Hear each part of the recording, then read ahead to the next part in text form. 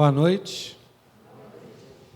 Uma alegria novamente estar aqui para podermos compartilhar, nossos conhecimentos, nossos sentimentos e também essas vibrações dos espíritos superiores que aqui estão conosco. O Espiritismo, mais do que qualquer outra doutrina da Terra, amplia o nosso conceito de sociedade.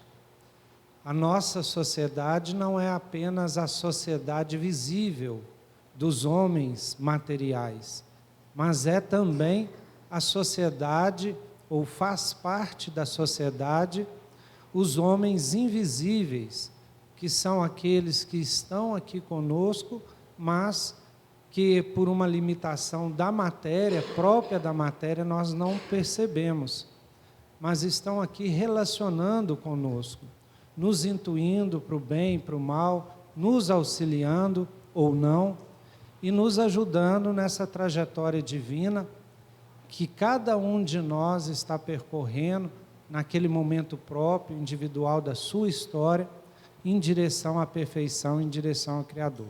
Então, uma alegria novamente estar aqui, imbuídos desse sentimento, dessa vontade de querer crescer, de querer compartilhar nossos conhecimentos. Então, nós vamos passar para o Ives para começar com a primeira questão já do dia de hoje. E quem quiser fazer pergunta, o estudo é para isso mesmo. Não fiquem envergonhados, podem escrever aí, que a gente dá prioridade a responder as perguntas de hoje. Vamos lá, Ives. Boa noite a todos. É bom estar aqui novamente. Boa noite aos palestrantes sobre decepção amorosa. Como agir, como fazer diante de um sofrimento amoroso, depois do seu rompimento? Como esquecer? Como sofrer menos? Eu oro pela pessoa, mas ainda não a esqueci. Isso aqui é considerar como sendo um aprendizado, que vai passar aquela dor que momentaneamente você está sentindo. William Shakespeare, no Menestrel, ele diz o seguinte: e aí você aprende que não importa em quantos pedaços seu coração foi partido, o mundo não para que você o conserte. Então, o mundo não para que a gente conserte, vamos dizer assim, aquilo que cabe a nós, por antecipação, nos auto-preencher. Porque quando a gente busca a felicidade no outro, a gente está com 99% de chance de se dar mal. Quando a gente busca encontrar a nossa satisfação, quando a gente busca encontrar a nossa felicidade, colocando a nossa felicidade na mão do outro, aí as coisas começam a caminhar para que a gente se dê mal, porque o outro é um ser imperfeito, é um ser falho, com as suas dificuldades, com um nível de consciência diferente do seu. Então, o problema da gente é que a gente espera preencher o nosso vazio, preencher as nossas carências no outro. E esse deve ser um trabalho que a gente faz sozinho conosco mesmo, de sentir bem com a nossa própria presença. Jesus, ele nos diz, amar ao próximo como a ti mesmo. Olha só, ele fala amar ao próximo, aí depois ele joga de novo para a gente, como a ti mesmo. Então, quando a gente não nos ama, como que a gente pode amar o próximo? E esse amor não é um amor egoísta, é um amor da gente se preencher a fim de que a gente possa se doar com mais eficiência. Então, naquele livro A Arte de Amar, do psicanalista Erich Fromm, ele diz uma coisa muito interessante. Ele fala o seguinte: o amor imaturo diz, te amo porque preciso de você. O amor maduro diz, preciso de você porque te amo. Compreenderam? O amor imaturo diz, te amo porque preciso de você. O amor imaturo diz, preciso de você porque te amo. Ou seja, o amor amadurecido, né, ele se põe à frente, ele não espera pelo outro, ele se doa. Então é preciso a gente compreender aqui esse sentido da gente se lidar bem conosco mesmo, preenchendo as nossas carências e não esperando que elas sejam preenchidas na presença do outro. Não esperando que todos os nossos vazios, os nossos problemas serão resolvidos quando a nossa vida afetiva estiver resolvida. Não, a gente tem que procurar trabalhar conosco os nossos sentimentos, a fim de que a gente possa ser completo e se dar por completo para o outro, né? E aí a gente para um pouco de se preocupar com os acontecimentos que não dependem de nós, porque a gente já vai estar preenchido, a gente já vai estar cheio, né, imbuído dos bons sentimentos, então a gente vai estar pronto para doar. O filósofo Sartre tem uma frase muito interessante: se você está sozinho e você costuma sentir muito tédio, cuidado, porque é sinal que você está numa péssima companhia.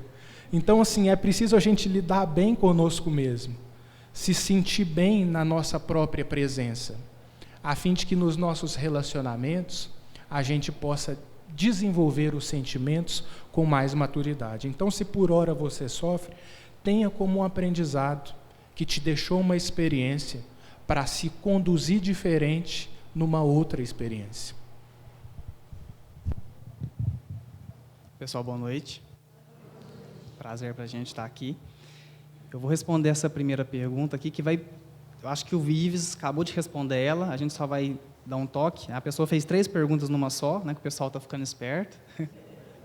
Então, a primeira pergunta, o Ives praticamente respondeu ela. Todo aquele que evolui, se isola, aí ela colocou entre aspas aqui, né? Todo aquele que evolui, se isola nesse sentido que o Ives falou, onde você ganha uma unicidade. A trajetória da evolução, gente, é uma trajetória em busca de você saber de você mesmo. Né? É por isso que aquela frasezinha lá do Sócrates vai ecoar na nossa cabeça aí por muito tempo ainda: conhece a ti mesmo. A nossa busca é interiorizar para nos apoderar dos nossos próprios pensamentos e das nossas próprias potencialidades. Então, esse ganho de unicidade significa esse isolamento que a pessoa tentou colocar entre aspas aqui, ó, no sentido de não precisar do outro para tapar um buraco, um vazio que você sente.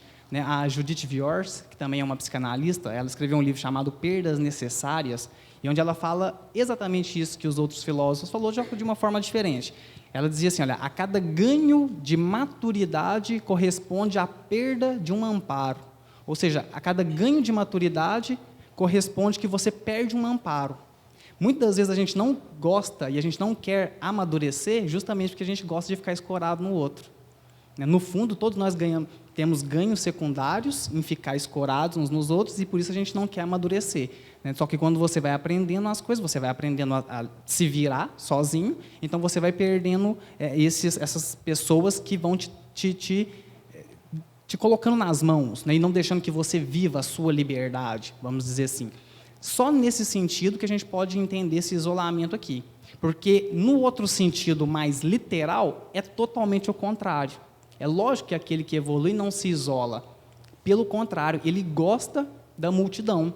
Aí que ele gosta de estar perto dos outros. O Emmanuel tem uma mensagem no livro Vinha de Luz, né, se referindo a Jesus, e ele fala assim, ó, e ele se compadeceu da multidão. É por isso que os espíritos superiores eles estão sempre voltando para nos dar o exemplo, para tentar levar a gente com eles. Porque eles já entenderam que ninguém consegue ser feliz sozinho. Ninguém consegue ser feliz sozinho. Então, nesse sentido de isolamento, de maneira alguma. Quanto mais eles evoluem, mais eles entendem que é trazendo os outros para perto deles é que a felicidade vai se completando. Então, né, sim e não, dependendo do entendimento que a pessoa deu aqui para a palavra isola. O cordão fluídico, ele pode ser comparado ao cordão umbilical? Simbolicamente, sim. Se você quiser olhar só como simbólico, de que o cordão umbilical é aquele que se liga à mãe, do qual você recebe a nutrição, né, você pode comparar, então, com a ligação que o espírito, que realmente é aquele que tem desejos e vontades, e é ele que realmente vai emanar pensamentos e vibrações para o perispírito e após para o corpo físico, então ele se nutre dessa forma. Se você entende dessa forma simbólica, sim. Né? Mas o cordão fluídico, esse cordão que é aquele que está ligando o espírito, aquele até deu exemplo, ó, se durante o repouso noturno, quando o espírito deixa o corpo para cumprir alguma tarefa, for rompido esse cordão fluídico, pode acontecer o desencarne? Não. Você estando dormindo e você, no mundo espiritual, aí o André Luiz, que citava muito esse cordão, tá, gente, que quando ele via, né, os encarnados, aí ele via uma espécie de um cordão mesmo, que saía do espírito e se perdia. Aí ele questionou um dos orientadores dele e ele deu a resposta. Não, esse cordão é o famoso, né, cordão de prata, ficou conhecido como cordão de prata, e está ligado no corpo físico daquele espírito, onde o corpo dele está descansando naquele momento. Aí o André Luiz até questiona isso, e o Kardec também no Livro dos Espíritos questiona, né, a morte se dá, o desencarne se dá quando se rompe esse cordão, mas não pode acontecer de você estar dormindo, está no mundo espiritual, o cordão está lá, alguma coisa aconteceu no mundo espiritual que rompeu esse cordão e você desencarnou. Isso não acontece. Por quê? Porque a primeira ruptura se dá do corpo para o espírito. Então, é sempre algo que acontece no corpo físico que vai propiciar esse rompimento. Não o que acontece no espírito estando no mundo espiritual que vai propiciar o rompimento. Entenderam? Então, você pode estar lá dormindo e você está no mundo espiritual. E você pode ter um infarto. Isso sim, aconteceu no corpo físico. Você pode ter um infarto, um AVC, alguma coisa no corpo físico, aí aconteceu o rompimento. Aí, como diz o outro, né, você acorda morto. Você acordou morto, acordou no mundo espiritual, estava morto. Mas aí sim, mas o rompimento se deu do corpo para o cordão. Entenderam? E a última, eu não conheço muito o Evangelho segundo o Espiritismo. Ele fala também das epístolas, né, ou seja, dos Atos dos Apóstolos. O Evangelho segundo o Espiritismo, gente, foi um livro que o Kardec, ele não só analisa as passagens de Jesus, mas ele analisa principalmente a parte moral das passagens de Jesus.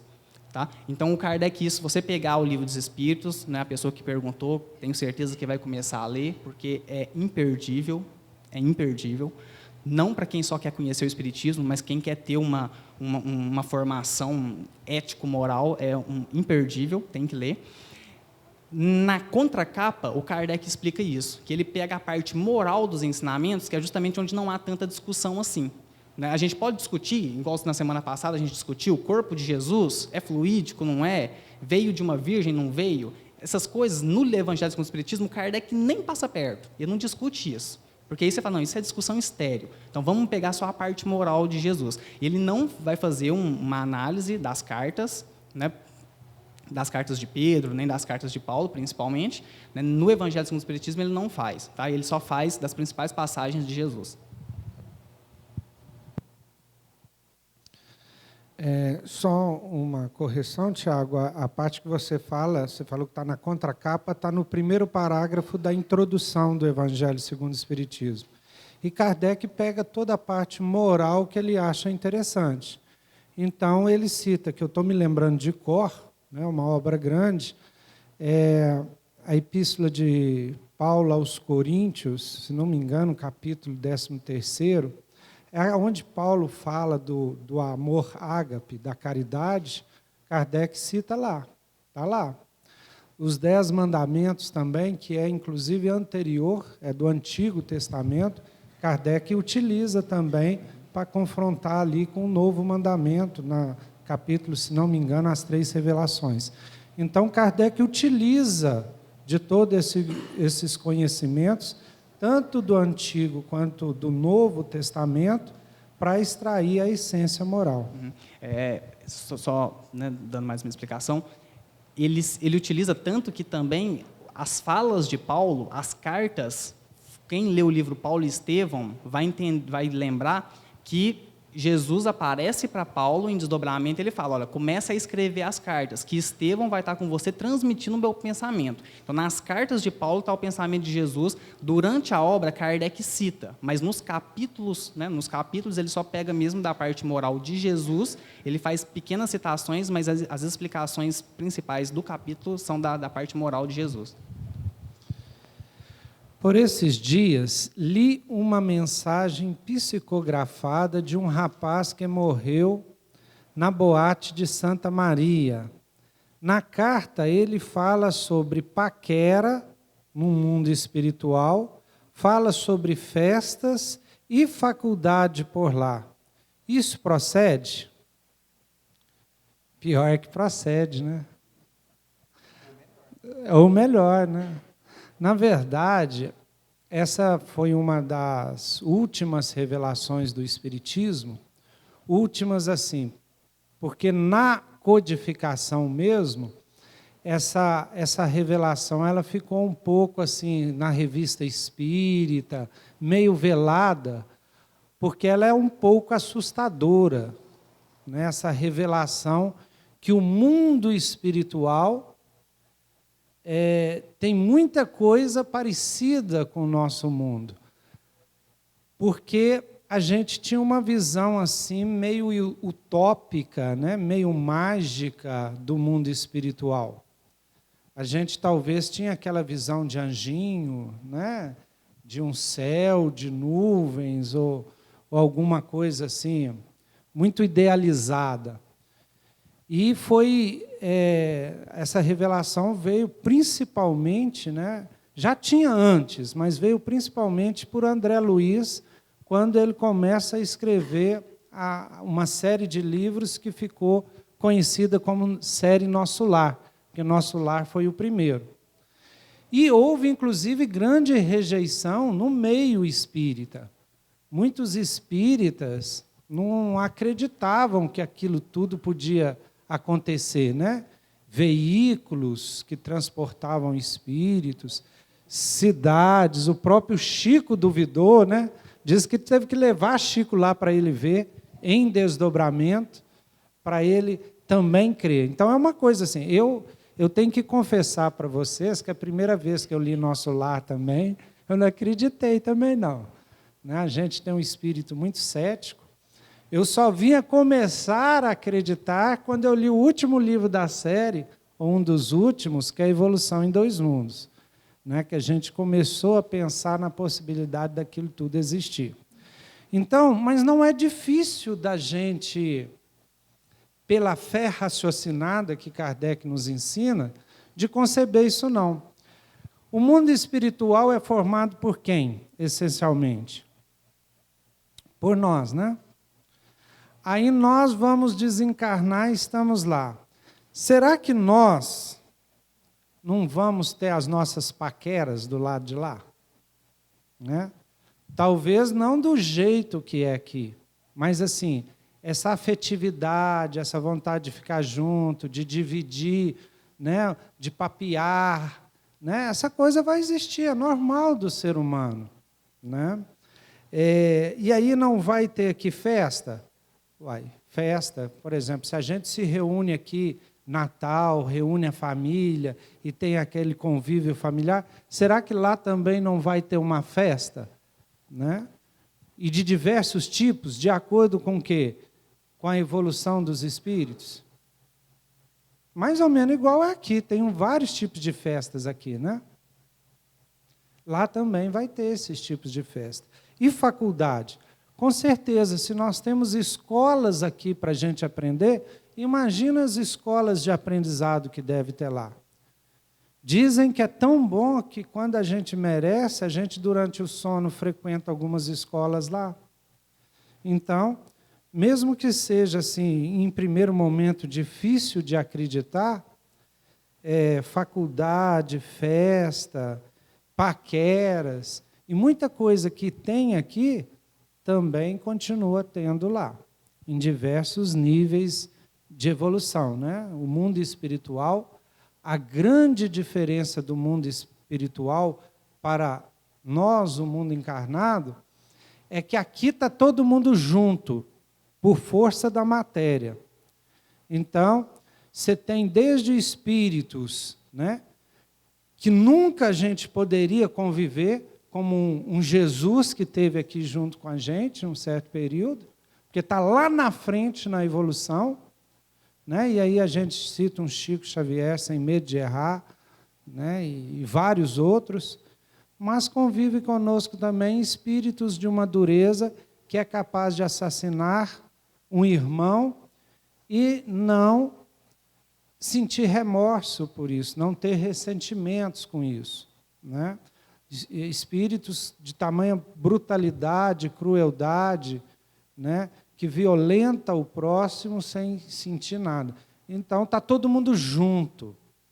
No mundo espiritual, não é possível isso estar junto. Ele se divide, vamos dizer assim, em camadas, como se fosse uma cebola, que em cada camada tem um tipo específico de vibração, um tipo específico, uma camada evolutiva, desde aqueles mais evoluídos que vão se libertando dessas coisas próprias da matéria, necessidade de dormir, necessidade de se alimentar, né? Necessidade de ter até vestimenta, né? Vão se libertando disso, o corpo se sutilizando, o corpo espiritual, o perispírito, se sutilizando cada vez mais, até aquela camada mais próxima da Terra, onde são espíritos bem materializados, que ainda têm fome, têm necessidade de comer, né?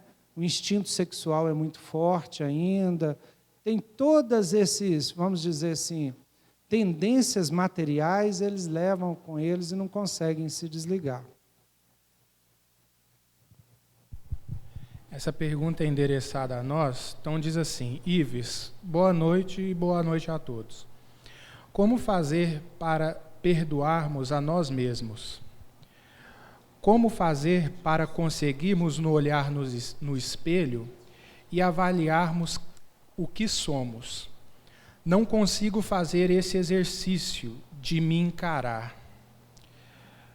Olha aqui, se a gente for para analisar a misericórdia divina e a infinidade de provas que ela nos dá de perdão, a gente vai perceber que a bênção do esquecimento, quando a gente reencarna, já é um grande sinal de que a gente precisa esquecer o mal e de que errar é muito natural dentro do momento evolutivo que a gente atravessa.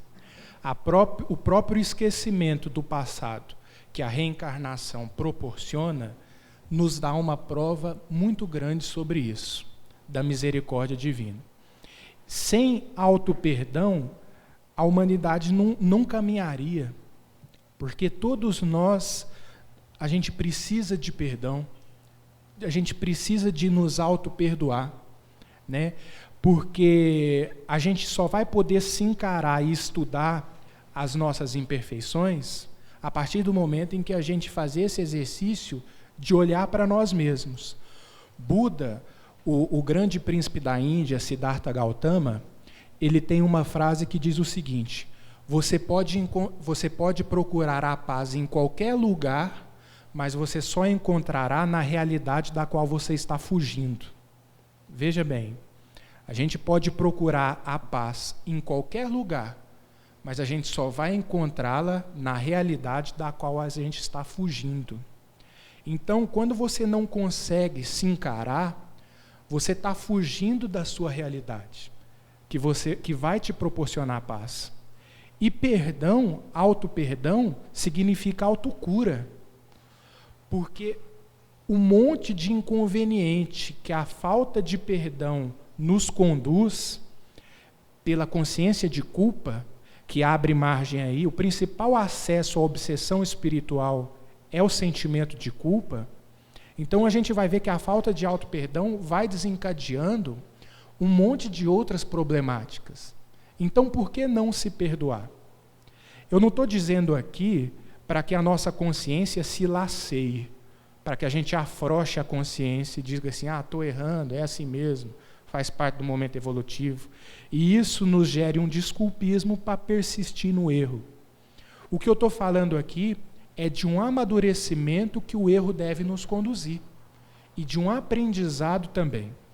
Então a gente precisa considerar tudo isso, porque se a gente for parar para analisar o nosso passado, e se a bênção do esquecimento não fosse uma realidade, a gente não conseguiria nos perdoar. Então o próprio Deus A própria providência divina nos dá sinais da necessidade do auto-perdão. E a gente tem que se auto-perdoar todo dia. Todo dia a gente precisa de se auto-perdoar. Todo dia a gente tem um deslize mental, todo dia a gente tem uma atitude mais áspera com alguém, a gente se desequilibra e a gente precisa se perdoar. Porque senão a gente vai acumulando culpa e se achando a pior pessoa do mundo. E quando a gente começa a se achar a pior pessoa do mundo e a gente começa a mentalizar isso, a gente começa a descer o nosso nível vibratório e espíritos oportunistas se aproveitam dessa situação. Então, Divaldo Pereira Franco, quando ele estava imbuído das atividades de palestra, ele estava se sentindo sem moral para dar palestra. Falava assim, nossa, mas a gente precisa ter uma moral muito elevada para dar palestra, e eu estou desanimado disso, porque eu erro tanto.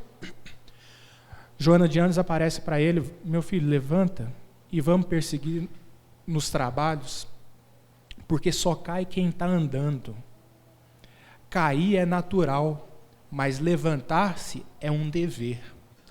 Veja bem, cair é natural, mas levantar-se é um dever.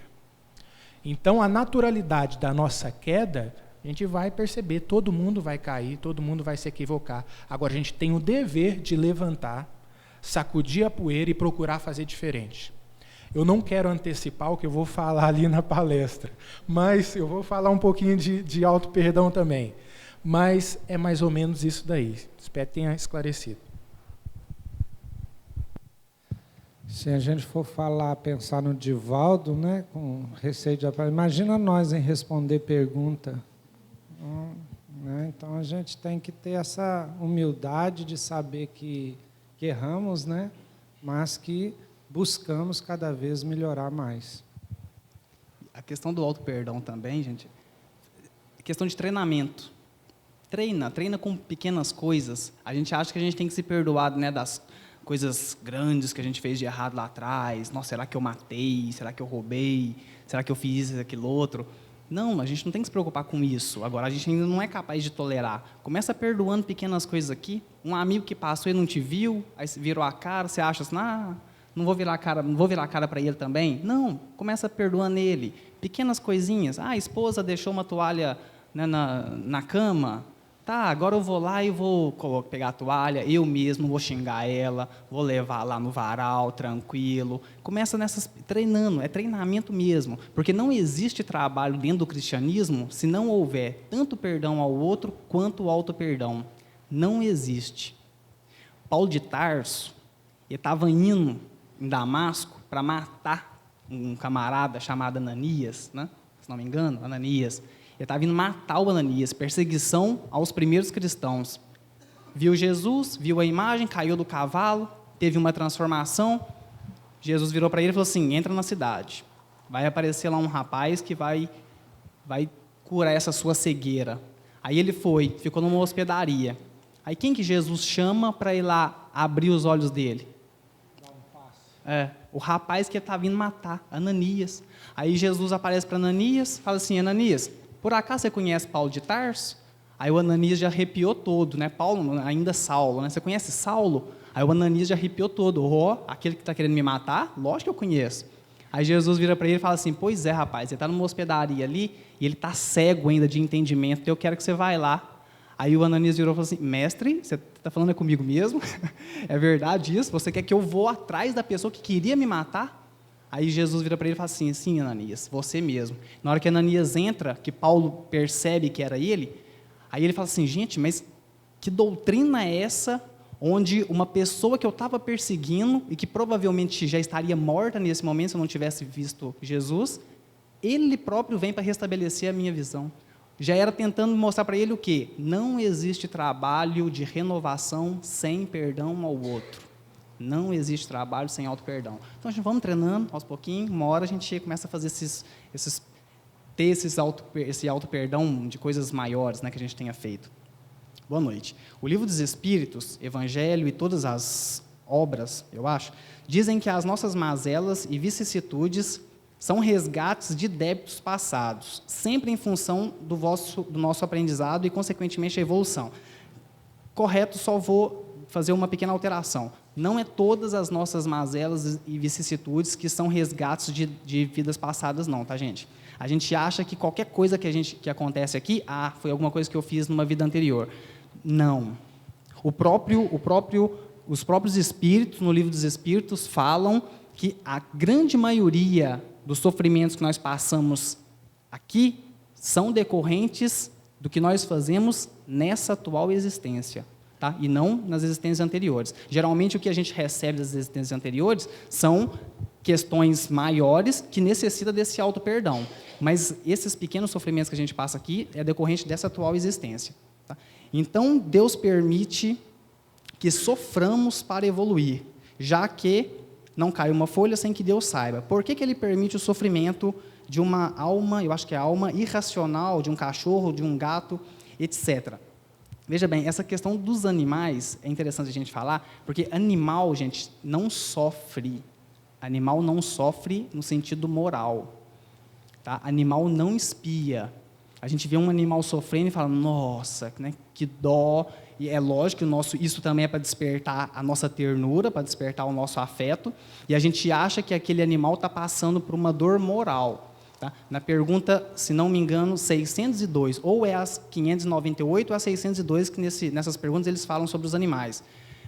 Os espíritos são taxativos, eles falam assim, o animal ele já possui individualidade, mas ele não possui consciência de si mesmo, e por isso ele não espia. Tá lá, literal, no Livro dos Espíritos. Então, a gente acha que um animal ele tem esse sofrimento moral? Não, ele não tem. A gente acha que animal tem liberdade? Não, ele não tem. Porque liberdade só possui quem tem consciência de si mesmo, que somos nós. O animal ele já possui uma certa individualidade, mas ele ainda não possui esse tipo de consciência. Ele não tem consciência que ele faz alguma coisa errada. Você nunca na sua vida vai sair ali na rua e vai ver um cachorrinho passando por uma crise existencial porque mordeu o tornozelo de alguém. Cachorro não tem crise existencial. Um passarinho não tem crise existencial, porque ele não tem essa consciência de si, não tem consciência dos atos que ele faz. Tá? É um automatismo. Karl Marx, né, se tratando disso, quando ele estava falando de liberdade, ele fala assim, a aranha, ela teia, né, ela faz uma teia, ela tece e ela faz uma teia, mas a teia da aranha será pior do que a pior das teias do pior tecelão. Ou seja, porque um animal ele nunca vai ultrapassar o ser humano no quesito de ter autonomia e liberdade para fazer as coisas. Tá? Então, o animal não espia. Por que ele permite que eles sofrem através de nós, já que eles não vão evoluir com isso? Então, está respondido, né, apenas respondendo a nossa questão. Por que nós sofremos? A gente não sofre não é porque Deus permite, no sentido de que os espíritos permitem que nós sofremos. A gente recebe aquilo que está em desacordo com a nossa visão de harmonia com Deus, com as leis de Deus. Toda visão sua que ainda está em desequilíbrio com as leis de Deus vai provocar um certo sofrimento em você. Quando chega em nós traduzimos isso como sendo sofrimento. É para a gente aprender. Na semana passada a gente falou sobre isso. Só desenvolve senso de justiça aquele que sofre na pele. O senso de justiça ele só acorda em você na hora que você sente. Se alguém chega e você pisa no calo dela, beleza, ela dá um grito, dói ali, mas você não sente nada. Agora, se uma pessoa vem e pisa no seu calo, meu amigo, nessa hora você vai fazer, né, você vai perguntar por que ela fez isso e por que não sei aquele outro. Né? A gente até citou um exemplo, você trabalha o seu mês inteiro, você ganha o seu ordenado. Na hora que você pegou seu ordenado, você sai para fora do banco, passa alguém e rouba todo o seu dinheiro. Nossa, nessa hora você vai fazer discurso em prol da honestidade, você vai falar o quanto é bom ser sincero, né, defender o patrimônio alheio, porque só desenvolve senso de justiça aquele que perde. Então, às vezes, a gente sofre por causa disso. Mas veja bem, capítulo 5 do Evangelho segundo o Espiritismo, diferença entre bem sofrer e mal sofrer. Mal sofrer é aquele que passa pela situação e não aprende nada com ela. Passei por uma situação difícil, mas não retirei dela nenhum tipo de aprendizado, continuo fazendo as mesmas coisas que eu fazia para trás.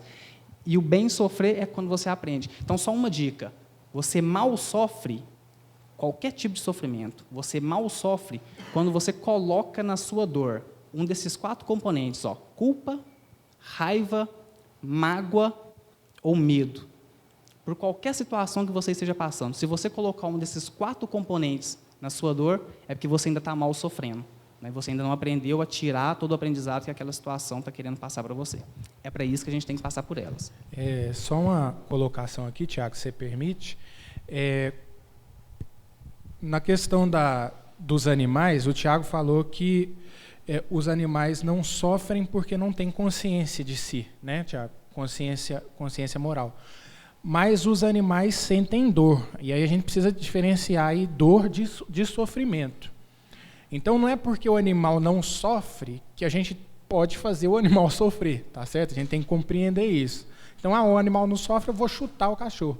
Não, mas o animal sente dor e a gente não pode causar dor nem sofrimento a ninguém, né? A gente tem que considerar isso daí. Eu até tinha uma dificuldade de entendimento com isso aí, porque quando aparecia um pernilongo, até pernilongo eu ficava assim, mato ou não mato, mato ou não mato. Aí eu falava assim, matei, você vai voltar um besouro. Com esse sofrimento, com essa dor, você vai reencarnar um besouro. Então a gente vê que não é bem por aí, porque existe um determinismo divino próprio que estabelece os imperativos da evolução nos reinos anteriores.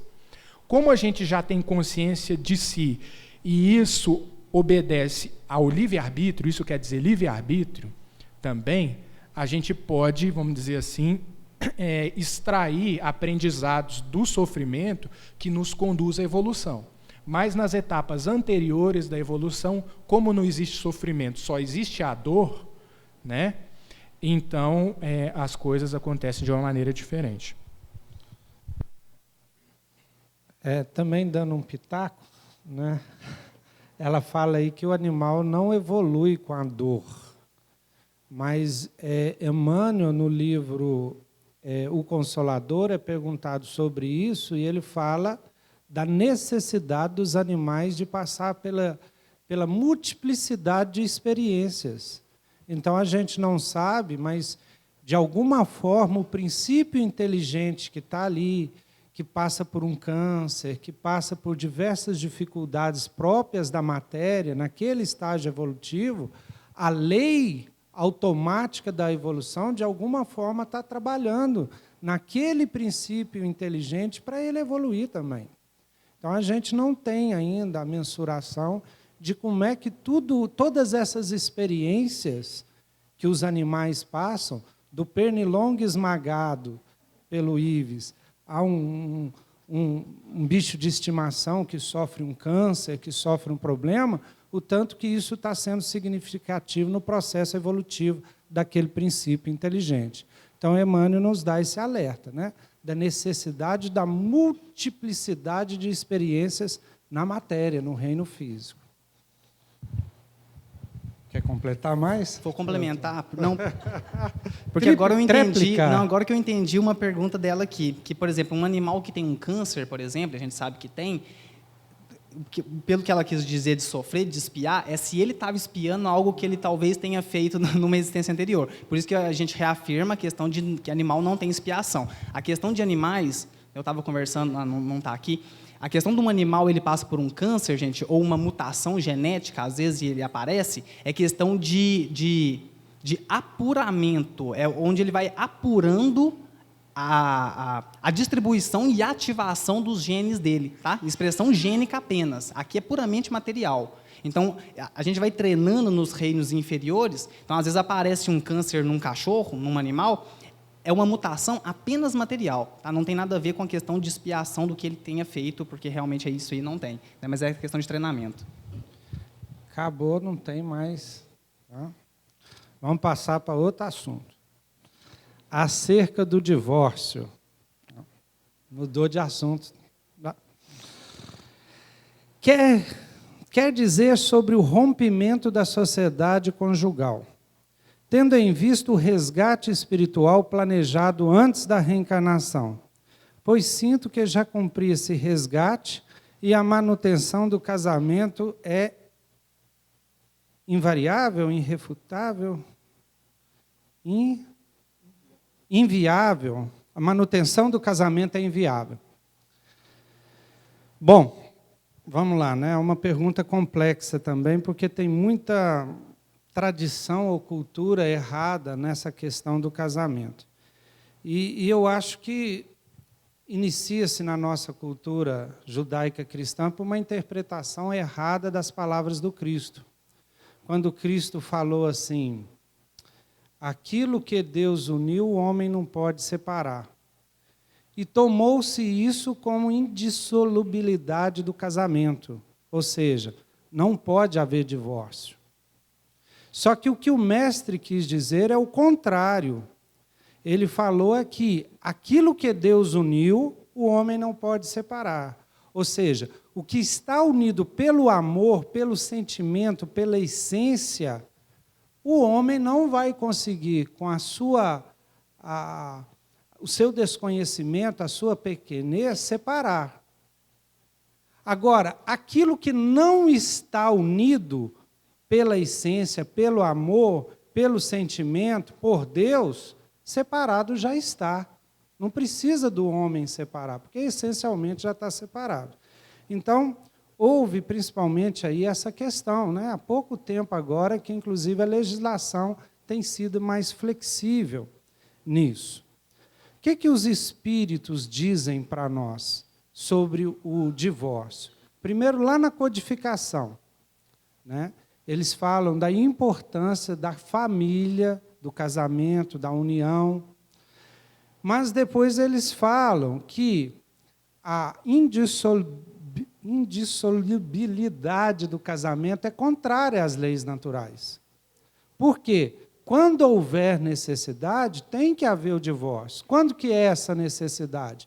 Quando ficar junto vai trazer mais malefícios do que benefícios. Quando vai se complicar a trajetória evolutiva dos cônjuges. Então, é melhor que se separe.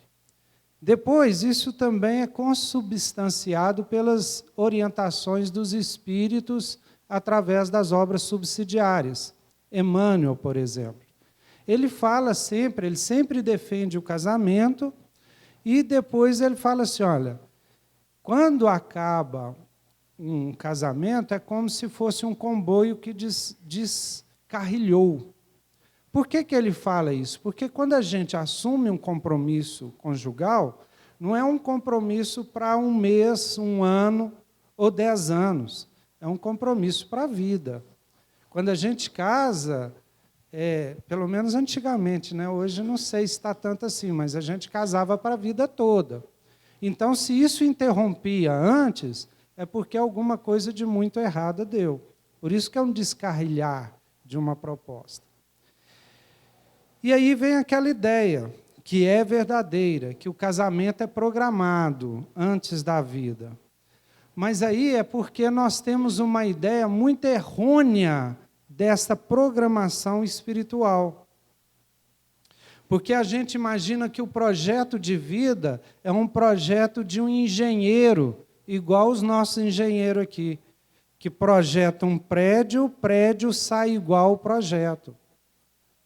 Foi numa aula de um espírito que nos orienta, chamado Pedro, que ele nos ensinou e falou assim, os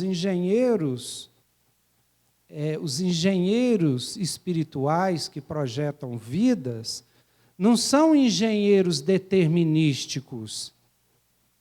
Eles não têm aquele determinismo. Eles trabalham com uma variável chamada livre-arbítrio. Então, os projetos deles são projetos probabilísticos.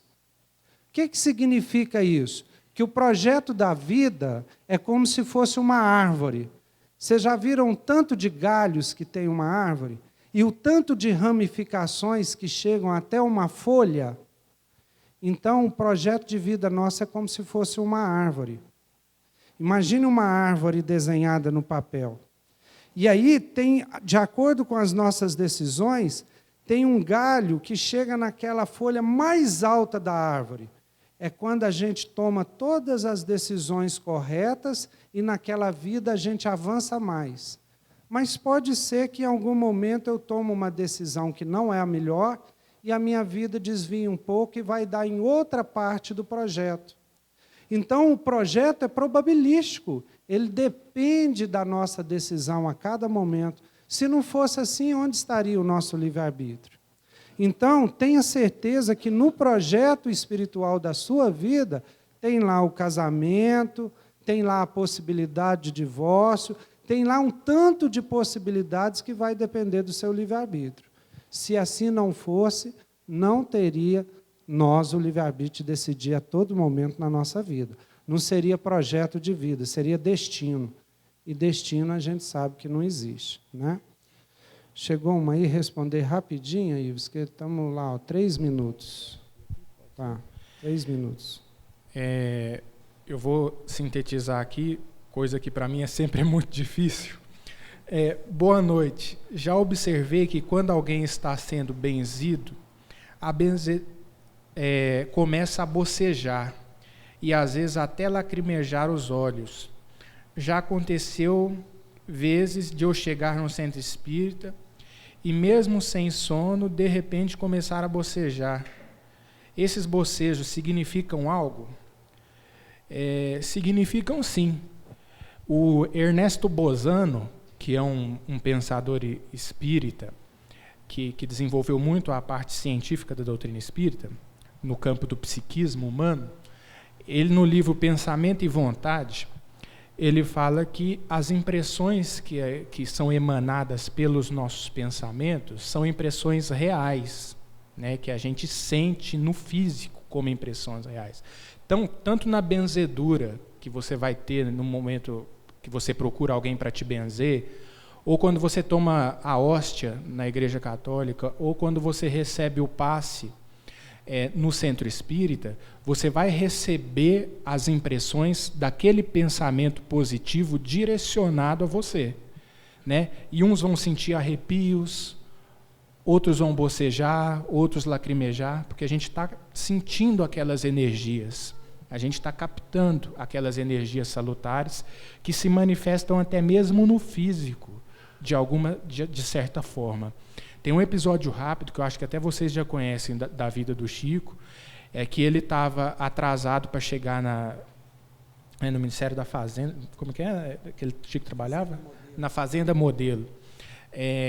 Trabalhava lá como datilógrafo e tal, e ele estava atrasado para chegar no serviço. E ele tinha prometido uma receita de Bezerra de Menezes, de algum espírito, na comunhão espírita, no grupo espírita da prece, para um companheiro, né, para um assistente lá.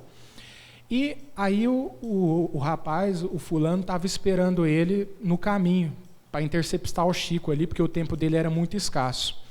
E aí o que acontece? O Chico viu ele e falou assim, não, eu vou me esconder aqui, vou andar rápido, vou fingir que não viu, depois eu atendo ele. E quando o Chico tinha passado por ele falou, seu Chico, aí ele tomou até aquele choque, né, porque já estava atrasado para chegar no serviço, olhou para trás, e aquela orientação da espiritualidade, você vai poder me dar agora? Ele falou assim, não posso, meu irmão, que eu estou super atrasado aqui para chegar, senão eu vou chegar lá e tomar um puxão de orelha, não tem como. Aí Emmanuel falou assim, não, vai lá e volta lá e atende o nosso irmão, porque o atrasado aqui é você. Ele está ali desde as 6 horas da manhã ali te esperando, então o indisciplinado aqui é você, então pague pela sua indisciplina, volta lá e atende o nosso irmão. Voltou lá, atendeu o irmão, né? E quando ele voltou, estava no caminho, né, para o trabalho, ele falou, Chico, aí ele, nossa, não é possível que eu vou perder o dia de serviço aqui hoje. E aí, quando ele olhou para trás, falou assim, vai com Deus. Quando falou vai com Deus, ele percebeu luminosidade saindo da boca daquela pessoa, pelo sentimento de gratidão emanado, atingindo o Chico, e todo aquele estado de desespero, de exasperação, sumiu. E ele chegou no trabalho com um bem-estar assim, indescritível. Aí Emmanuel, em outra oportunidade, chega para ele e fala assim, Chico, você já imaginou, se você não atende o nosso companheiro lá, e ele vira para você, Chico, o diabo que te carregue, vai com o diabo, o tipo de impressão que ele não ia destinar? Então a gente recebe impressões no físico, tanto positivas quanto negativas, pela movimentação dos nossos pensamentos.